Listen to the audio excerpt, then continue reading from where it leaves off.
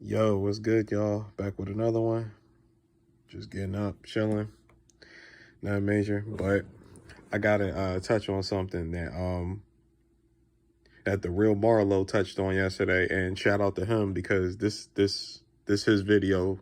It's just a response to him, so he gets the credit for this one.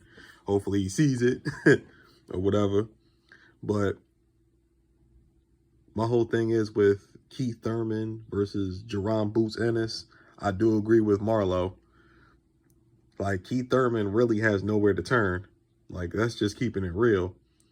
I know there was a rumor about him fighting Yordenis Ugas. Nah, I'm not really buying that. Ugas needs time to recover from the Earl Spence fight. So it's going to be a while before we see him.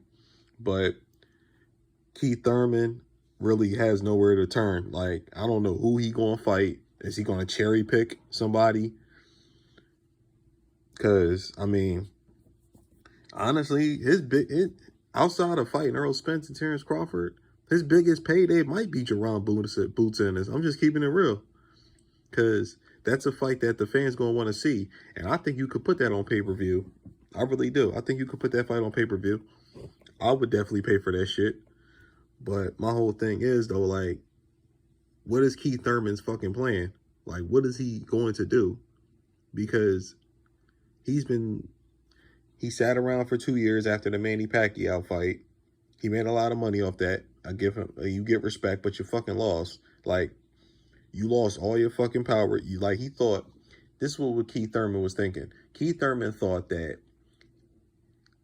he was going to control the welterweight division by beating Manny Pacquiao. And he thought he was going to be able to hold leverage over Earl Spence and Terrence Crawford when it came to negotiations. But the bottom line is, just like Canelo Alvarez with Dimitri Bivol, Keith Thurman's plan backfired in a major way. Like, he ended up losing to Manny Pacquiao in a fight that I thought he was going to win decisively. Me personally, I thought he was going to beat him decisively. But that's when I knew Keith Thurman wasn't.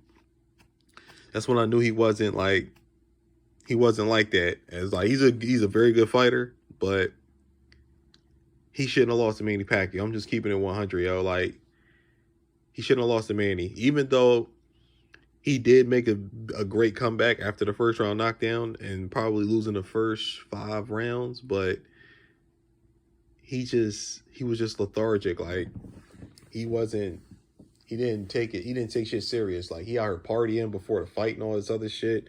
He really took Manny Pacquiao lightly, and he paid the fucking price for it, and that's what the fuck he get. But now you got a young lion like Jerron Boots Ennis who's breathing down your neck, and he's coming. Like, I don't know, and I don't think Keith Thurman has anywhere to fucking go. I really don't, because where the fuck is he going? Who the fuck is he going to fight next? That's going to get him the type of, because I don't, like I said, Boots is going to give him a payday, because I think Al has a lot invested in Boots now, him and Showtime. So at the end of the day, they need to make that fight, in my opinion. Either Keith Thurman rises up to the occasion and beats a young monster like Boots, or Boots takes his place, his rightful place in the discussion for elite welterweights, even though in my opinion he's already a fucking elite welterweight. Like, he's already a top 5 welterweight easily right now. But a fight with Keith Thurman would put him on that pedestal. So make that shit happen. Keith Thurman versus Jerron Boots Ennis. I'm all for it. And I will make it a pay-per-view fight, because like I said, a lot of motherfuckers will buy that fucking fight. Because I know I would. But y'all tell me what y'all think. I'm gonna holler at y'all. Peace.